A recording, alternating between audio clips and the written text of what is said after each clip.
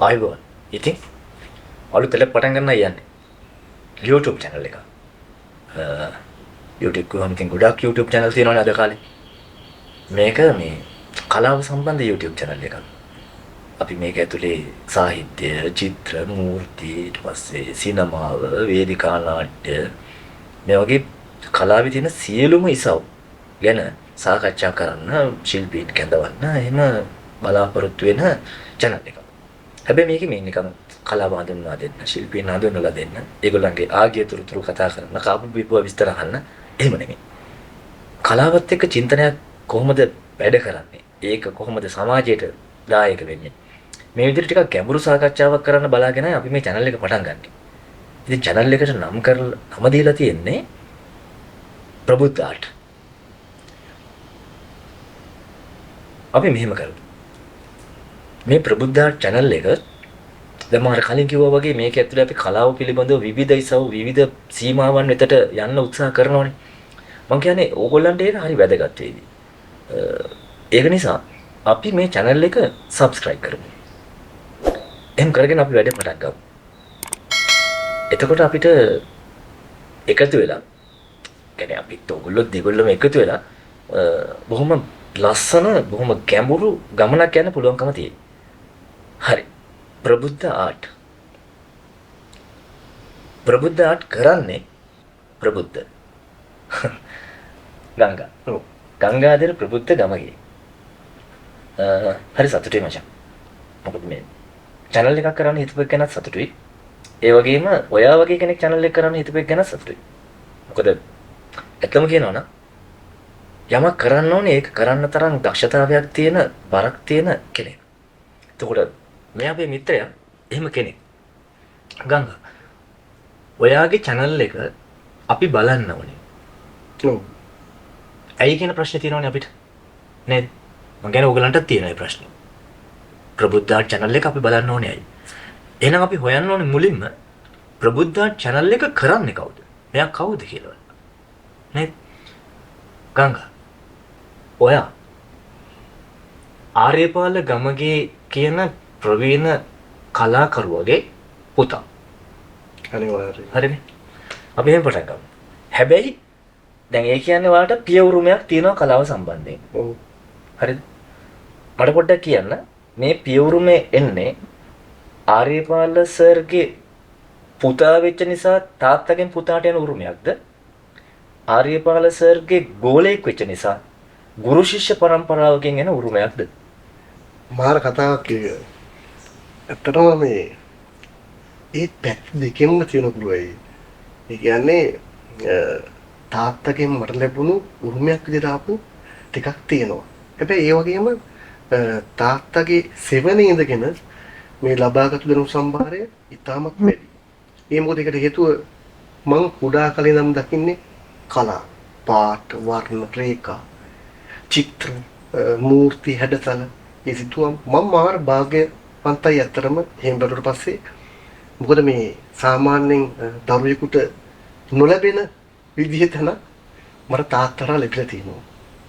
දැන් ගංගා තාත්තා ගැන ඔහොම කියනකොට දැන් අපිට හිතෙනවා තාත්තා ඇත්තටම දක්ෂ කලාකරුවෙක් වෙන්න ඇති. ඒ කියන්නේ නිකන් අපේ සරල භාෂාවක් ගොනු තාත්තා පොරක්. පොරක් නිසානේ එහෙම කියන්න පුළුවන් වෙන.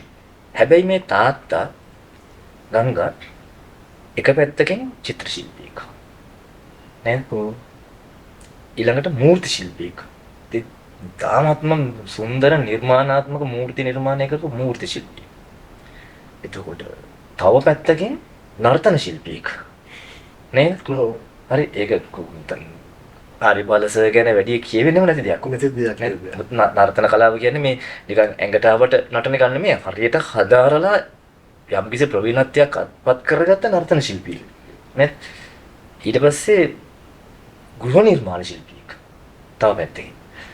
එතකොට වේදිකා නාට්‍ය ඇඳුම් නිර්මාණ ශිල්පියෙක්, අංග රචනා ශිල්පියෙක්, ගායකයෙක් නේද? එතකොට මේ මට දැන් තව ඇඟිලි 3යි ඉතුරු ගන්නවා. මම ඒ නිසා නවත්තනවා. මොකද මට මේ ඇඟිලි ටික මදි වෙනවා. මේක නිකන් වර්ණනාවක් නෙමෙයි. ඇත්තටම මේ පිට කැහිමක් නෙමෙයි. මේ ඇත්තටම ශිල්පියෙක්. නේද? ඒ වගේම මේ විවිධ ක්ෂේත්‍රවල සම්මාන දිනාපු ඇගයීමට ලක් වෙච්ච ශිල්පියෙක්. අනිවාර්යෙන්. නේද? එතකොට ඒ තාත්තගේ පුතා වීමට වඩා ඒ ගුරුවරයාගේ ගෝලීක වීම තමයි ඔයාගේ හයියට. ඔයාගේ හයි. ඇත්තටම. හැබැයි ගංගා මට පොඩි චෝදනාවක් කරන්න තියෙනවා. මොකද? එහෙනම් මම මේ පරිසරයේ තියලා තියෙනවනේ මේ නිර්මාණ මම මේක අතට ගන්නවා මට අවසරයි. මේක හොඳට පෙන්නන්න බෑ. ඉතින් මේවා බං බයිසිකල් වින්කල් වල තියෙනවනේ ඕන තරම්. හරි මේ ස්ප්‍රින් කැලි ටිකක්, කම්බි කූරු ටිකක් මේවා එකතු කරගෙන හරි මොකද්ද මේ කලාව කියලා උඹලා කරන බොරුව? මෙහෙමයි වැඩේ. බයිසිකල් වින්කල් වල ඔය මේ පරණ බඩු එකතු කරන තැන් වල මේ කැලි තියෙනවා තමයි. ඔව්. හැබැයි මේ කැලි එක්කාසු කරලා කරන නිර්මාණයක් කිරීමේ thinking point එක ගන්න අමාරුයි. ඒක තමයි වැඩේ. දැන් මේ කෘතිය ගත්තොත් එහෙම මම මේ බයිසිකල් එකේ මේ කැලෙන් බුදුහාමුදුරන්ගේ රස්සලල් හේරෝ එක ගැන තමයි කතා කරන්නේ. මේ දෙපැත්ත තියෙන ස්ප්‍රින් දෙකෙන් ඇත්තටම තාත්තේ අයිඩියා එකක්. තාත්තා මම මේක නිර්මාණය කළ ඉවරට පස්සේ මම මෙතන මේ ස්පේස් එකක් තිබ්බා. ඇත්තටම. ඊපස්සේ ඇහුවා ලොකෝ මෙතෙන්ට පුළුවන් ඊට වැඩිය හොඳ තව අයිඩියා එකක් අහුවරන්න. ඇත්තටම මට හිතා ගන්න ඒක තමයි මම කියන්නේ එයා ලබන එයාගේ පරිචය අපිට හරි අමාරුයි තරහා ගන්න. සහ ගෝල බාලයෝ දහස් ගානකට මේ ඇත්තටම ස්පාදන්න මම හිතන්නේ ඕක තමයි ප්‍රබලම තැන එයාගේ. මට කිව්වා මේකට අපි මේ ඉලයට කූඩු විදියට දාමු දෙපැත්තට ස්ප්‍රින් දෙකක් කියලා. එහෙම තමයි ඒක ඇඩ්ඩුනේ. දැන් හරිනේ වැඩේ. දැන් හොඳම තැනකට ආවා. ඒ කියන්නේ මේ වින්කලයකින් යකඩ වැට පොලකින් පාර අයින තිබිලා බඩු එකතු කරගන්න පුළුවන්. ඒ වගේ තමයි අපේ ජීවිත වෙන සමාජයේත් අපේ මේ හැම තැනකම අපි ගැවසෙන හැම තැනකම වස්තු බීජ තියෙනවා. අපි මේ වස්තු බීජ ටික එකතු කරලා නිර්මාණයක් බිහි කරන්න චින්තනයක් අවශ්‍යයි. නේද? එතකොට කලාව තුළ කලාව සඳහා චින්තකයෙක් බිහි වෙලා තියෙනවා කියන්නේ මාර දෙයක් ඒක. මොකද ඒ වගේ චින්තකයෙකුට තමයි කලාව ඉස්සරහට නිර්මාණාත්මකව ගෙනියන්න පුළුවන් වෙන්නේ. එහෙම නැත්නම් අපිට ශිල්පියව හදාගන්න පුළුවන්. නේද? හැබැයි ගංගා දැන් එක පැත්තකින් අපි ඒ උරුමෙන් ලබාගත්ත ගුරු උරුමෙන් ලබාගත්ත හැකියාවන් රාශියක් දිනු කරගත්ත කලාකරුවෙක්. නේද? උඹත් මචං චිත්‍ර ශිල්පියෙක්. ඔව්. නේද? හැඟිලි ඇති වේද මන් දන්නේ. චිත්‍ර ශිල්පියෙක්. ඊළඟට මූර්ති ශිල්පියෙක්. ඊට පස්සේ නළුවෙක්. තාත්තා නැට්ටුවෙක් ම නළුවෙක්. හරිද? ඔබ නටන්න කියන තේ හොඳයි. ඊළඟට ඇඳුම් නිර්මාණ ශිල්පී, වේදිකා නාට්‍යද. ඊළඟට අංග රචනා ශිල්පී. ඒ වගේම ගායකයෙක්. නේද? ඒතර එක කලා ක්ෂේත්‍රයක නෙමෙයි. මම ඒකයි ඔයාලට මුලින්ම කිව්වේ ඔයා මේ channel එක කරන එක වටිනවා කියලා. මොකද ඔයාලට කතා කරන්න විවිධ කලා ක්ෂේත්‍ර පිළිබඳව කතා කරන්න විවිධ අත්දැකීම් තියෙනවා. ඒ වගේම තවත් එකක්. ඔයා හොඳ ගීත රචකයෙක්. ළඟදී සින්දු ලිව්වා. එතකොට හැබැයි ඔයාට ගෙදරින් විතරක් ඔය ඔක්කොම ගන්න බෑ. නේද? තාත්තගෙන් ඔයා චිත්‍ර මූර්ති ආදී කලාවන් රාශියක් ඉගෙන ගන්නවා වගේම හොඳ චින්තනයක් ඉගෙන ගත්තා. නේද? එතකොට ඔයාට ආපු ගමනක් තියෙන්න බෑ. මේ අද පටන් අරගෙන අද මේ බිහි වෙච්ච කලාකරුවෙක් නෙමෙයි. ඔයා එකෙන් පටන් ගත්ත බින්දුවෙන් පටන් ගත්ත තැනක් ඇති. නේද? කොහොමද ඔයාගේ මේ කලා ජීවිතේ ගෙවෙන්නේ?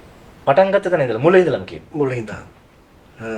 ඇත්තටම මේ මම ප්‍රාථමික අධ්‍යාපනය අධාරණ පටන් ගන්නේ හොරණ රාජකීය විද්‍යාලයෙන්.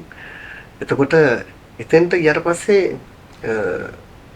මට මතකයි මම එතනින් මේ ඔය ජපානයේ තිබිච්ච තරඟකින් චිත්‍ර තරඟයෙන් එතකොට මම 5 වසර මේ රන්පදක් පවා ලබා ගත්තා. ඉතින් මට ඒ පුංචි කාලේ තියෙන එක මාර සතුටක්. තාත්තා තමයි යොමු කිරීමේ. ඊට පස්සේ ඒකෙන් පස්සේ මම විද්‍යාරණ්‍ය විශ්වවිද්‍යාලයට තමයි මේ අධ්‍යාපන කටයුතු හදාරන්න එන්නේ. ඒ ආවට පස්සේ එතන තමයි ඇත්තටම ටර්නින් පොයින්ට් එක තැන වෙන්නේ. ඇත්තටම තැන ඒක. ඒ මොකද හේතුව තාත්තා ඉවකට විද්‍යාන විශ්වවිද්‍යාලයේ චිත්‍ර කලා ගුරුවරයා සහ තව ඉන්දියාවේ එතන කලාකරු ජන ප්‍රේමරාස නේ ජගන්තුතු කුමාරස ඒ වගේ වෙන පරිසරයක් මට ආශ්‍රය කරන්න ලැබෙනවා. ඒකෙදි අන්න නාට්‍ය කලාවේ කොටස් වලට මට ඇතුල් වෙන්න වරම ලැබෙනවා ඇත්තටම. ඉතින් තමයි මම දකින්නේ රංගනය කියලා කියන්නේ මොකද්ද? මේ හඩ පෞරුෂය කොහොමද යොදාගන්න විදිය, මේකප් කියන්නේ මොකද්ද? ඇඳුම් නිර්මාණයක් කරන මොකද්ද? මම තාත්තගෙන් ඒ දේවල් කුඩා කාලේදී ඔය ඒ දේවල් ටික මම ලබා ගත්ත මං එහෙන් වින්දා. නමුත් ඒක ප්‍රැක්ටිකලි දැනෙන්න ගන්නේ විද්‍යාරත්නයේ නිසා වේ. ඇවිල්ලා වැඩ කරන්න පටන් ගත්තා. පටන් ගත්තා. ඉතින් ලොකු පුස්තකාලයක් තියෙනවා. ඒ ඔව්. පුස්තකාලේ පුදුම දැනුම් සම්භාරයක් ගන්න පුළුවන් මේ පුස්තකාලය. ඇත්තට මේ දරුවෝ පින්වන්තයි මාර විදියට. මොකද හේතුව ඒ වගේ තැනක මේ සෙවණේ හැදෙන්න. ඔව් ඒ කියන්නේ විද්‍යාරත්නයට මේ කලාවේ ලොකු ඉතිහාසයකුත් තියෙනවනේ. පැහැදිලිව. අනික උඹ විද්‍යාරත්න යන කාලේ නාට්‍යකරුවෝ, නළුවෝ, ගීත රචකයෝ නේද? ඊට පස්සේ ග්‍රන්ථ සම්පාදකවරු නේද? ඊට පස්සේ මහා යතිවරු, පඬිතු අන්න හරි. අජය ඥානහඳුරු වගේ යතිවරු. ඔව්. මෙහෙම ඊට පස්සේ තාත්තා වගේ චිත්‍ර ශිල්පියෝ මෙහෙම බොහෝ දෙනෙක් හිටපු. ඒ කියන්නේ එකතු කරලා කණ්ඩායමක් ගොනු කරපු තැනකට අපිව දැම්මා වගේ. අන්න හරි. නේද? ඒතකොට දැන් ඔය විදිහට උඹ විද්‍යාරත්නයට ඇවිල්ලා සාමාන්‍ය පෙළ කරනවා. ඔව්. එතකොට ඒ ලෙවල් ඒ ලෙවල්. උසස් පෙළ කරන්න මම යන්නේ මේ පොරණ තක්ෂිලා මධ්‍යම විද්‍යාලයට. මේ එතෙන්දී අන්න වේදිකාවට අධිතියට තවත් වැඩි වෙනවා. ඒ කියන්නේ කලා උත්සව තියෙනවා, සමිති සමාගම් තියෙනවා, ඒවැ ගීත ගායනා කරන්න ඕනේ. ඉතින් ওই දේවල් තුල ඔක්කොගෙම දෝල් ලෙවල් ඊටකට ප්‍රස්තාව හම්බ වෙනවා. හරි ඔය විදිහට එතකොට රාජකීය විද්‍යාලයෙන් පටන් ගන්න තක්ෂිලාවෙන් අවසන් කරපු පාසල් කාලයක් තියෙනවා. ඒ පාසල් කාලේ පුරාම කරේ කලාවත් එක්ක පිස්සු කෙලපේක. හරිනේ. ඔව්. ඒක තමයි හොඳම වචන. කියන්නේ කලාවත් එක්ක පිස්සු කෙලින එකෙකුට පුළුවන් ඒ කලාව ඇතුලේ කවුරුත් නොකරපු අලුත් දේවල් හොයන්න. අනිවාර්යයෙන්. පිස්සු කෙලිනවා කියන්නේ අපි සම්ප්‍රදාය බිඳගෙන කෙලවගෙන යනවා කියන එක නේ. ඒතර ඒ ගමන ගියාපුවාම ඒක ඇතුලේ හැදෙන්නේ අමුතුම දේවල්. නේද? එතකොට දැන් මේ අමුතු මිනිහා අමුතු කලාකාරයා ඊට පස්සේ යනවා සෞන්දර්ය කලා විශ්වවිද්‍යාලය. නේද? හරි වැදගත් ඒ කාරණා. ඔයා ඒ උරුමෙන් පාසල් උරුමයෙන් සමාජ ඇසුරෙන් අධ්‍යක්ෂකම් වලින් යමක් ඉගෙන ගත්තට ඔයාට අර ඇකඩමික් එක නැහැ. ඇත්ත. තාම නැහැ. ඔයා තාම A level පාස් වෙච්ච කොල්ලෙක් විතරයි. විතරයි. නේද? එතකොට ඒ ඇකඩමික් එකේ වටිනාකම හදා ගන්න. නේද? උපාධි සුදුසුකම හදා ගන්නවා තෝරගන්නේ සෞන්දර්ය කලා විශ්වවිද්‍යාලය. ඔන්න කැලණි යන්නත් තිබුණා. තිබ්බා. ඔන්න පේන යන්නත් තිබුණා. ඔව්. නේද? හැබැයි ඔය තෝරා ගැනීම කීපයක් තියෙද්දි ඇයි සෞන්දර්ය යන්නේ? මෙහෙමයි. මගේ තාත්තා සෞන්දර්ය ශික්ෂාලේ කතිකාචාර්යවරයෙක් විදිහට සේවය කළා. ඔව්. ඒ කාල සීමාවේ මම දකිනවා මේ තාත්තා මේ විශේෂයෙන්ම මේ ලෙක්චර් එකට යන්න කලින් පූර්ව සූදානමක් හදා ගන්නවා. ඒක හරිෂෝ මං ජීවිතේ අදටත් එහෙම පොඩි පාඩම් සැලසුමක් මම විසිනුත් මේ නිර්මාණය කරනවා. මම කියන්නේ ඒ අත්දැකීම. ඉතින් මේ ඒ ගන්නකොට මට පේනවා මේ චිත්‍ර මූර්ති මේ මින්හාට කිය තව කෑල්ලක් මේකෙ තුල තියෙනවා. ඒ කියන්නේ අපි මේ ඉන්නේ මේ තාම ලිඳේ පොඩි කොටසක. මෙතනින් එපිට තව මේටහා ලොකු කෑල්ලක් තියෙනවා කියන දේ දැනෙන්න ගන්නවා. අන්න ඊට පස්සේ මම සෞන්දර්ය විශ්වවිද්‍යාලය කියන්නේ මොකක්ද කියන එකත් එක තමයි සෞන්දර්ය විශ්වවිද්‍යාලය යා යුතුයි කියන එක තීරණය කරා. එතන චිත්‍ර නැටුම් සංගීත නාට්‍ය රංකලා ඔක්කොම කෙරෙන තැන. අපි මෙහෙම බලමු දෙන්න. ඔයාගේ නිර්මාණ ජීවිතය ගැන කතා කරන කලින් ඔය ඕකත් එක්කම ටිකක් ලේසි නිසා වෘත්ති ජීවිතය ගැන කතා කරමු.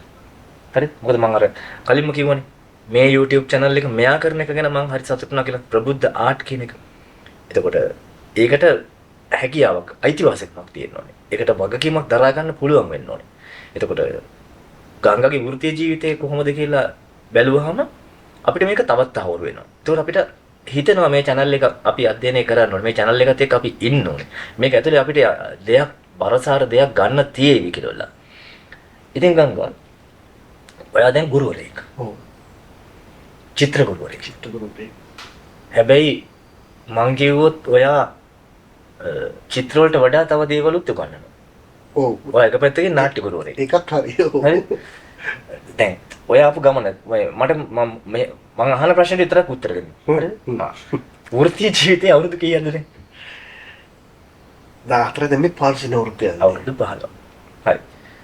මේ අවුරුදු 15 පළවෙනි අවුරුද්ද. ඒ කියන්නේ පළවෙනි පත්වීම. ගත්තේ කොහොමද කොහෙටද? ඒකත් මහා මේ පුදුමාකාර දෙයක්. ඒ කියන්නේ මේ ඩිග්‍රී අරගෙන වුණාට පස්සේ ගුරු තරඟ විභාගයෙන් අපිට ලැබෙන පත්වීම ලැබෙන්නෙම හොරණ රාජකීය ජාතික පාසලට. අපිට ඒ කියන්නේ හරි මරු තැන. ඉගෙන ගන්නත් මුලින්ම එක වසරට පාසල් ශිෂ්‍යයෙක් විදිහට පළවෙනි වතාවට යුනිෆෝම් එක ඉඳගෙන පය තියන්නේ රාජකීය විද්‍යාලේ. හරිද? එතකොට ගුරුවරයෙක් විදිහට උගන්වන්න යන්නේ මුලින්ම රාජකීය විද්‍යාලේ. කට්ටිය මරගෙන මේ රාජකීය විද්‍යාලයට යනකොට මොකද හිතුනේ? දොරටුව ගාවට යනකොට ගේට් එක ගාවට යනකොට අර කිව්වා ගේට්ටුව පොඩක් වෙනස්. හැබැයි අඩේ තියෙනකොට මේ ඇස් ටිකක් බොඳ වුණා. බොරු කියන්න ඕනේ නැහැ. මොකද අපි කලාකරුවෝ සංවේදී හදවත් තියෙන පිරිසක්.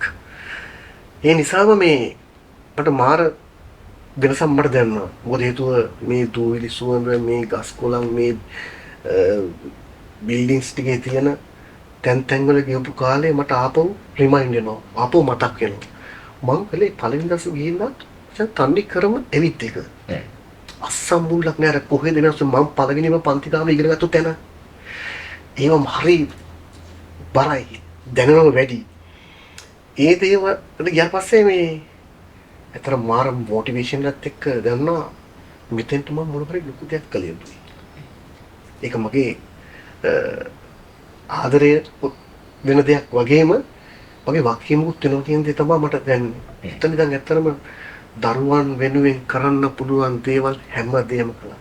මට ওই ඉස්කෝලේ ඉන්ටර්වල් නෑ. ඇත්තටම මට කියන්න තියෙන එක ඉන්ටර්වල් නෑ. එකක නෙවි විනය මීලියා ආර්ට් පැත්තේ තොරන් ගහනේවා පහන් ගහනේවා ඒව වෙනම ස්ටේජ් සෙටප් එහෙම අලුත් දරුවෝ ටිකක් ගන්නවා නම් ඒවේ අයිටම්ස් වල මම ඇඩ් කරනවා මම සිං කරනවා මගේ සහෝදර ආචාර්යමන්ලේ පිරිස ඔක්කොම ඉන්නවා අන්නේ මාරි අපූර්ව තනක් විදිහට නිර්මාණය වුණා බැච් ඩිසයින් කරනවා බෞද්ධ සංගමයේ දේවල් ටිකට මොනවද වෙන්න ඕන දේවල් එහෙම කරනවා අන්නේ වගේ ලොකු අපසරයක් ඇත්තටම මේ කරගහන්න එන මොරාල් එකෙන්නේ මං හිතනවා මේ මගේ පළවෙනි ජීවිතේ අධ්‍යාපනයේ ආරම්භ මෙතන නිසා වෙන්න ඕන. දැන් මෙහෙමයි මේ හොරන් රාජකීය විද්‍යාලයේ අවුරුදු 14ක් චිත්‍ර නාට්‍ය රංග කලාව ඊට පස්සේ මීඩියා වැඩ ඊට පස්සේ විනය මේ ආදී බොහෝ දේවල් වලට. කියන්නේ ඉස්කෝලෙන් නොකරපු දෙයක් නැති තරමටම ඉස්කෝලේත් එක්ක බද්ධ වෙච්ච මේ ප්‍රබුද්ධ ගංගා දැන් ඉන්නේ හොරන් රාජකීය විද්‍යාලේ නෙමෙයි. මාරුවක් කරගෙන ගියා.